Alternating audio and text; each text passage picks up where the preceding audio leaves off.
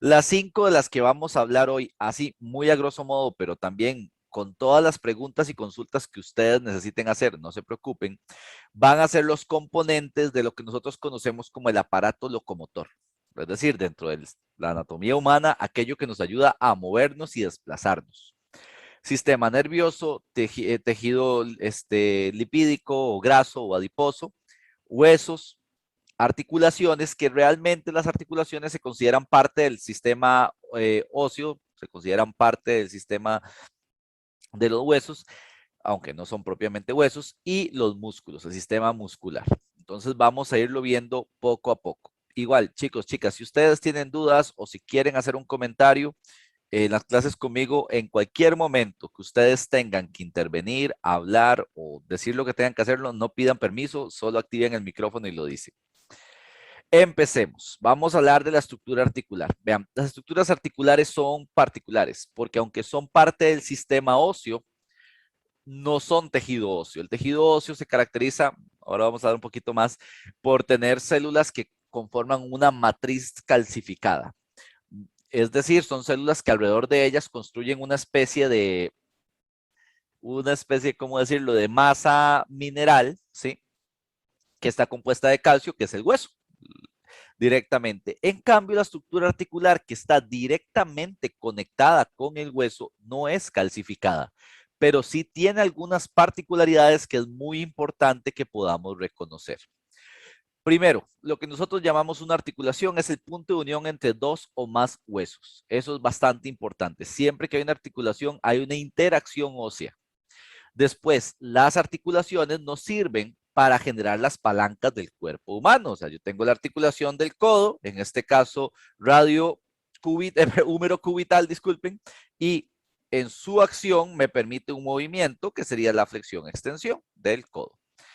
Y bastante importante para estos conceptos, que luego ustedes lo van a ligar con las cadenas mecánicas, va a ser la regla de la estabilidad de las articulaciones. ¿Ustedes, alguno la conocen?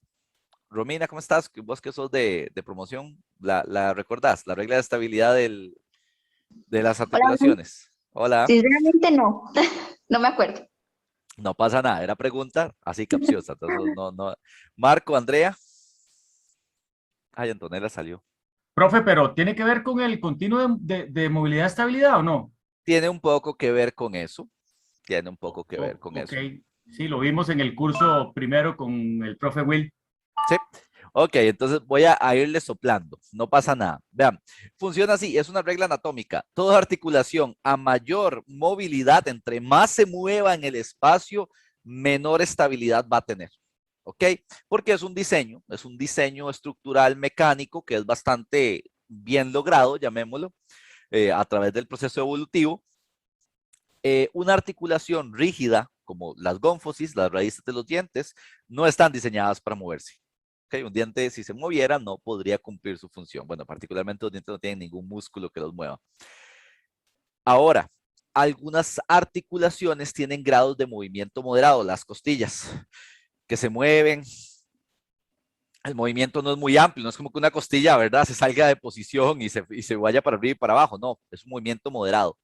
Y por lo tanto tienen una estabilidad moderada.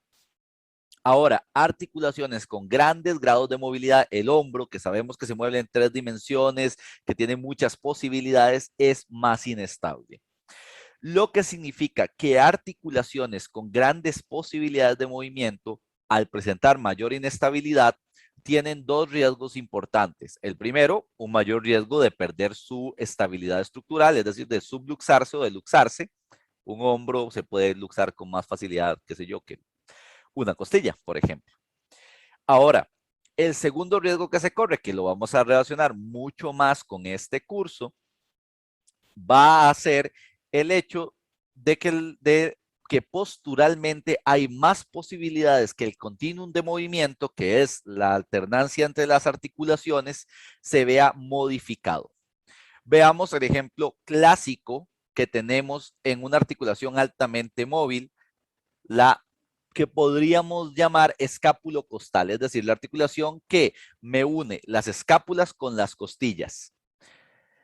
Esta articulación, si ustedes lo ven, no es una articulación que sea anatómica, no hay ningún ligamento o tejido o nada que conecte la escápula con las costillas, pero hay una gran cantidad de músculos que se unen a las costillas y se unen a las escápulas, como los serratos, bueno, podría decirse que los romboides, o las vértebras en este caso, ¿verdad? El elevador de la escápula, la posición de la escápula en mi espalda depende de un montón de estructuras musculares.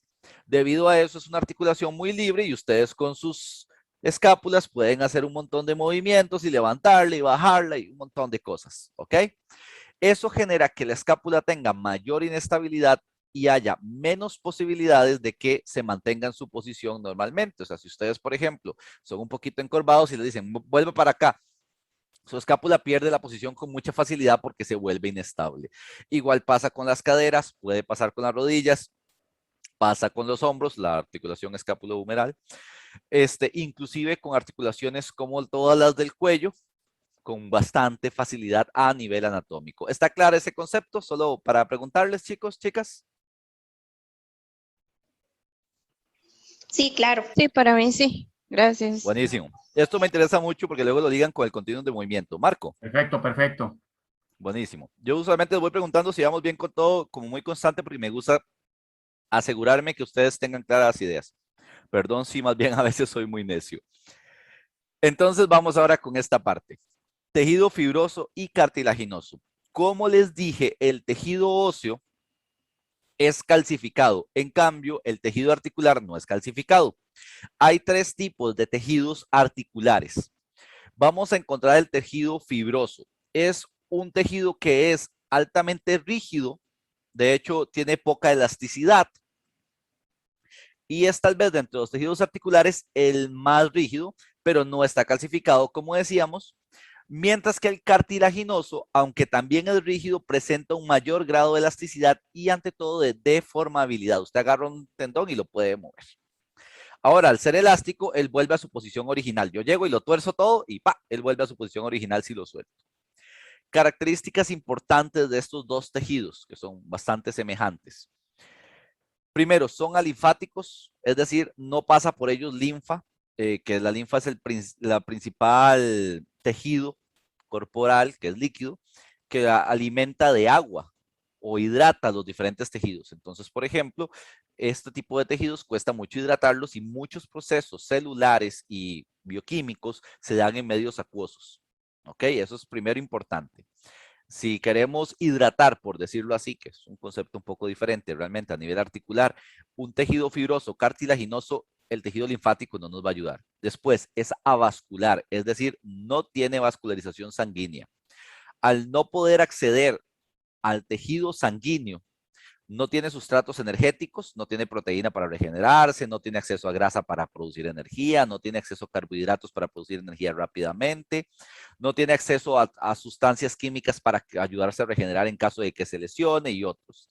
Y después es aneural, es decir, estos tejidos no tienen nervios. Al no tener nervios, usted no lo siente, ¿ok? Ni tampoco puede enviarle señales nerviosas específicas para que hagan algo, como construya más, voy a construir más cartílago en la muñeca, ¿verdad? Hay toda una discusión, siempre recuerdo a mis estudiantes en la universidad que me dicen, profe, ¿y si yo consumo colágeno? Ok, eso es muy particular. El colágeno, por ejemplo, cuando ustedes, no sé, si compran colágeno, es como en polvo, ¿verdad? O en pastillas también, el colágeno no necesariamente va a llegar a su cuerpo. Ustedes lo que consumen, su cuerpo lo degrada a sus partes químicas más sencillas y no necesariamente su cuerpo lo reconstruye adentro como colágeno. Y esto es una característica importante de todas las estructuras articulares. Al tener estas tres características, alinfáticas, no se hidratan, avasculares, sin tejido sanguíneo para poder reabastecerse de sustratos, y aneural, sin señales neurales que le permitan reconstruirse o señalar daño, ¿verdad?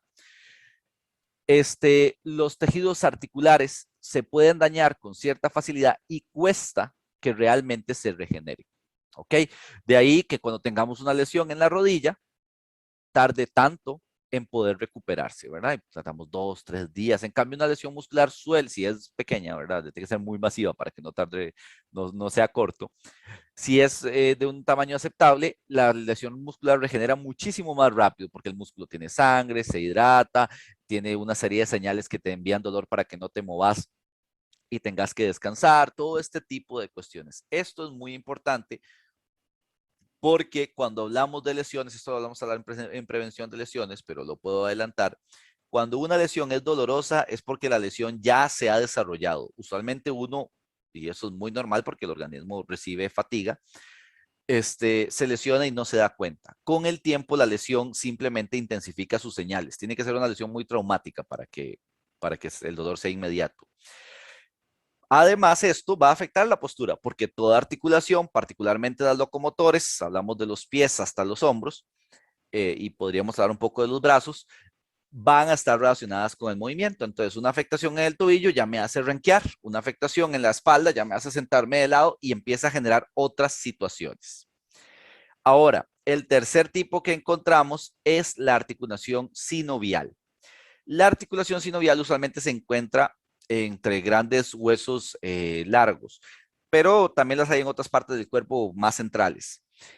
Primero son capsulares. El ejemplo más claro son sus deditos. Entre falange y falange hay una cápsula articular. De hecho, algunos de nosotros, imagino que nos pasan una bola cuando estábamos en educación física en el colegio y hago así, me golpea la bola y se me inflama la cápsula del dedo.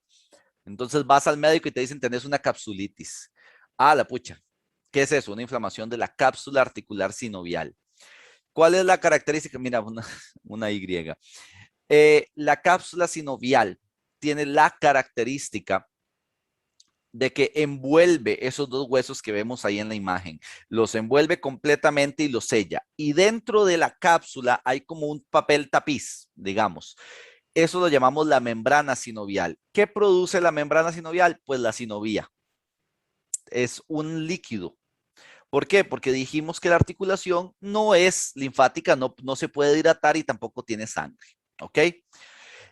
La sinovía, saltándome como el cuarto punto que está en esa diapositiva, es un líquido espeso, más o menos parecido a la clara del huevo, de hecho hasta en color y todo un poquito más amarillo, que sirve para lubricar. Entonces, si ustedes ven esa articulación que se ve ahí, que es tibiofemoral o femorotibial, fémur y tibia, los dos huesos caen y están en contacto.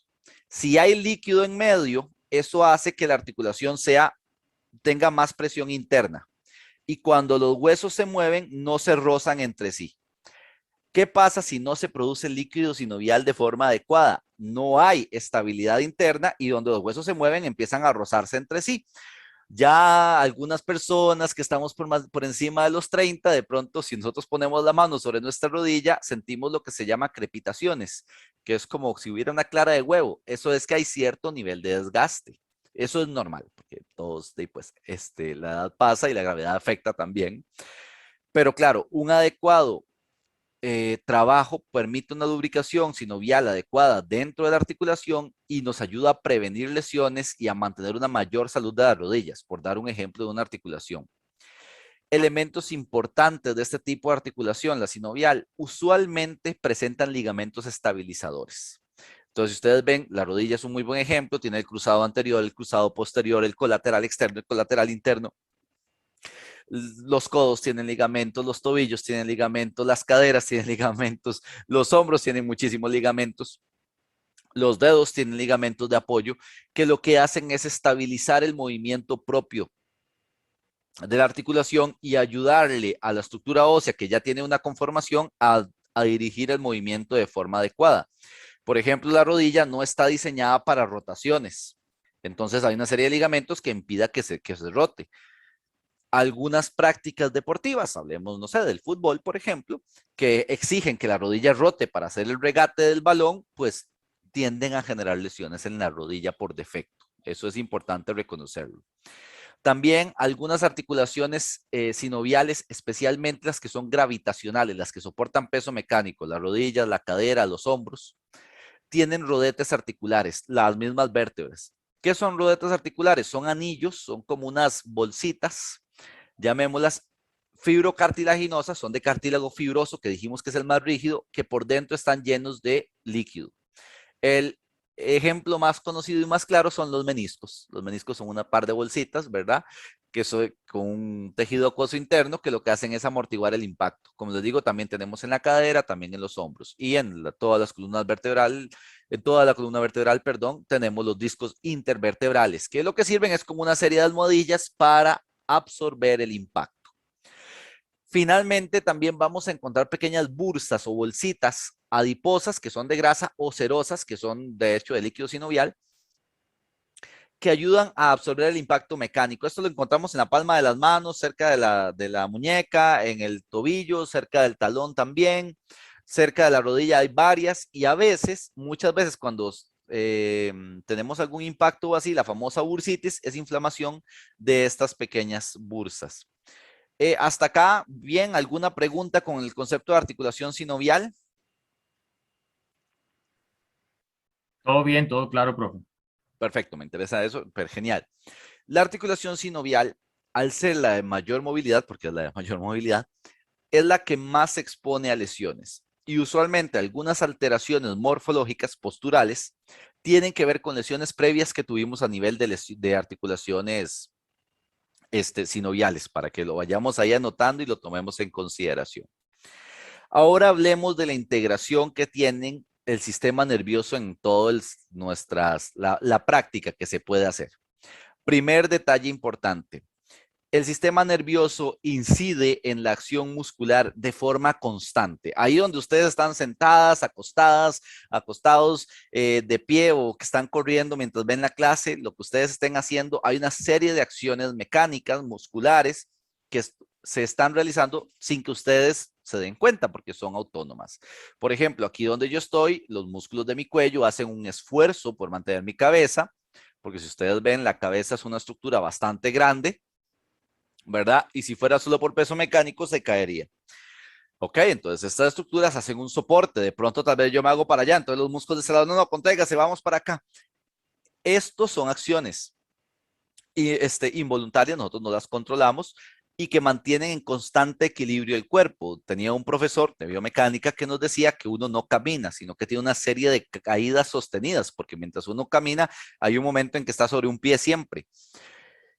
Ahora, esto significa que caminar, por ejemplo, es una acción mecánica que tiene que ver con la postura. Ustedes van a encontrar que personas que, perdonándome la expresión, caminan feo, o podríamos decirlo mejor, tienen una técnica de caminata no tan adecuada. ¿Cuáles factores van a intervenir en esto? Hay dos factores a nivel postural, bueno, a nivel mecánico que afectan a nivel postural, pero en general van a afectar en todas las áreas del movimiento, inclusive a nivel deportivo para detección de talentos es importante reconocerlas. La primera, la inervación recíproca de Sherrington, o inervación cruzada, no, inervación recíproca propiamente, cruzada es otra cosa, perdón. Inervación recíproca. ¿Qué hace o qué implica la inervación recíproca de Sherrington? Implica que si yo tengo un grupo agonista, el bíceps, que se contrae para flexionar el brazo, el grupo antagonista, el que es opuesto al tríceps, se relaja. Si el tríceps se contrae para extender el brazo, el grupo antagonista, en este caso el bíceps, se relaja. Y eso es un proceso que ustedes no controlan voluntariamente, pero tiene que darse.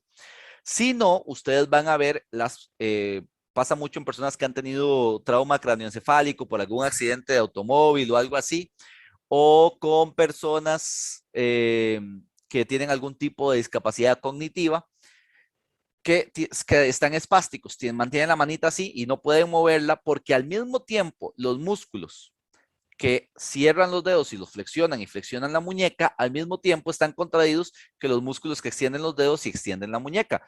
Como no se puede generar un movimiento, la mano queda en forma de garra y puede pasar en otras diferentes partes del cuerpo. Si la inervación recíproca de Sherrington no es adecuada, pasa esto que les estaba comentando, la espasticidad muscular. Ahora, ¿qué pasa cuando tenemos que hacer gestos posturales o mecánicos de movimiento que a veces son que son diferentes a lo que nuestro cuerpo hace? Voy a ir con dos ejemplos. Primer ejemplo, hacer una acción coordinativa. Ok, yo tengo que coordinar y estar driblando, picando una bola de básquet y pasarla en medio de las piernas y llevar un ritmo, pero no estoy entrenado para eso. Llega un momento en que a nivel nervioso, la carga nerviosa es tan elevada que mi cuerpo no puede coordinar. Y o pico la bola, o abro las piernas, o doy un paso, o me caigo, o algo. Cuando hay demasiada carga nerviosa, porque las acciones motrices son muy complejas, la inervación se ve afectada y algunos músculos que no deberían contraerse se contraen y los que deberían contraerse no se contraen. Entonces es como cuando ustedes están en un centro de acondicionamiento físico y le ponen un ejercicio a una persona que es un poquito complejo y como que se traba y no sé, no puedo hacer esto, es que me cuesta mucho. Pues sí, es una afectación de este tipo de inervación. Segundo ejemplo, y tal vez que nos atañe más para este curso, veámoslo en términos de la postura. ¿Qué pasa cuando nuestro cuerpo tiene una actitud postural determinada? Yo llego y mi cuerpo está alineado de X forma, yo leo mucho y entonces siempre ando así, encorvado, y tengo que adoptar otra postura. Ya en esta postura ciertos músculos se mantienen contraídos que normalmente no deberían y otros que sí están, que no están contraídos deberían estar contraídos. ¿Cómo hacemos para reeducar a nuestro cuerpo para que esta inervación más bien nos favorezca y no vaya en contra de nosotros? Es básicamente uno de los puntos de este curso que iremos desarrollando poco a poco. El segundo fenómeno neural que sí me interesa también mucho que logremos dilucidar es el fenómeno de la cocontracción. ¿A qué le suena, chiquillos? No sé, Andrea o Romina, ¿a qué le suena cocontracción? Porque ya Marco me respondió una.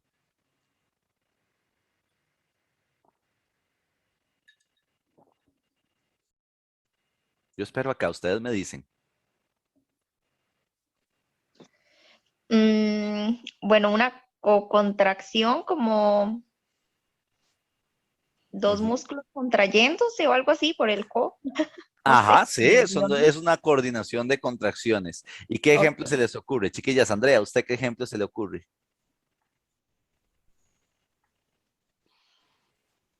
Mm, no sé, pero pensaría que puede ser algo contrario a la inervación recíproca. Tal vez como contracción de dos grupos musculares, por ejemplo, agonistas o no sé, Antagonistas entre sí. o Sí, antagonistas, sí, ajá. antagonistas entre sí. Es eso, Andrea, justamente, muy bien. La cocontracción, gracias a las dos, porque la idea era así, como nada más que ver que estuvieran, no ver que estuvieran en la clase, yo sé que están, sino nada más como activarnos un poco y darle alguna idea. La cocontracción es un fenómeno donde la inervación recíproca de Sherrington, no voy a decir que se apaga, pero digamos que se apaga, ¿verdad? Se ve inhibida para activar un fenómeno nervioso que ayuda a mantener una posición. De hecho, todo el rato tuvieron la pista en la pantalla. Está esta chica haciendo una plancha, un famoso plank, solo que como un poquito avanzado, porque está encima de un bosu y solo está sobre un brazo y sobre otra pierna ahí. Pero si ustedes ven lo que ella está haciendo, ¿qué grupos musculares están contrayéndose para que ella mantenga la posición de plancha? Ustedes hacen una posición de plancha y ¿qué grupos musculares se mantienen contraídos? Marco, ¿usted qué se le ocurre? O Romina, o Andrea, cualquiera de los tres. Bueno, evidentemente tiene que haber una contracción abdominal, Ujú, debe haber una contracción de glúteo también. ujú. Em, ¿Cuál otro? ¿Cuál otro está ahí contraído? ¿Cuál creen ustedes que sea el principal músculo agonista de hacer una plancha?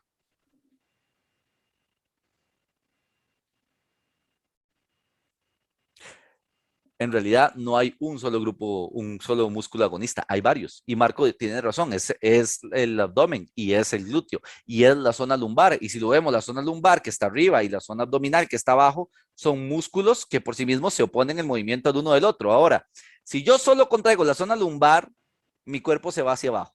Si yo solo contraigo el abdominal, mi cuerpo se eleva. ¿Ok? Tengo que lograr buscar un equilibrio entre ambos.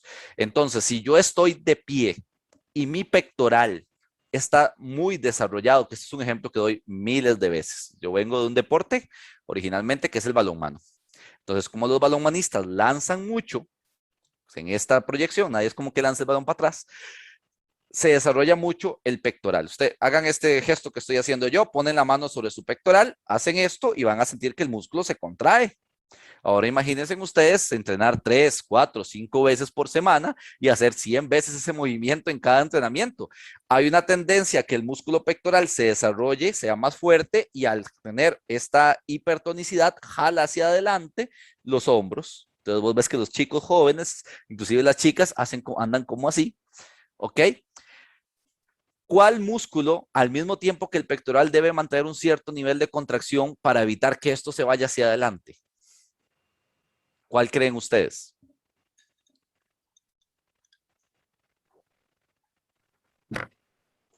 ¿Algún músculo de la cadena posterior, de la espalda o del hombro posterior o no sé? Sería más de la Algún espalda. músculo de la espalda tiene que ser, sí.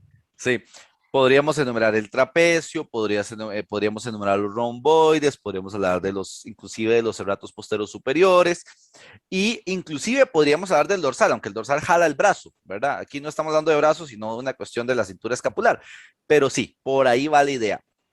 Y vamos a darnos cuenta que hay desbalances de todo tipo en la cadera, que más para adelante, que más para atrás, que co-contracciones entre lado y lado. Normalmente cuando estamos en posturas estáticas, vos ves que el chico y la chica llegan y se ponen de pie de pronto, todos cansados, claro, porque el fenómeno contractivo no se logra mantener y se antepone la inervación recíproca, que es más natural. Sin embargo, el ser capaz de hacer co-contracciones va a ser muy importante para mantener la estabilidad postural. De hecho, de ahí que en la actualidad se maneje mucho las planchas en vez de las abdominales que eran la norma cuando yo empezaba a entrenar y era joven. ¿Por qué? Porque el ser abdominales, el famoso crunch, ¿verdad? Y yo pongo las manos acá y hago 30 abdominales, 3. Es un movimiento que si bien es cierto, es muy efectivo para generar fuerza y para desarrollar el músculo abdominal, no es un movimiento tan natural. Uno no ve a gente caminando por la calle haciendo el movimiento del tronco, ¿verdad? Ahora, lo que sí es más natural es sostener el abdomen en posición, porque el abdomen pues tiene que tener cierto nivel de contracción para evitar que las vísceras vayan hacia abajo, para mantener la funcionalidad, para apoyar la respiración y otros.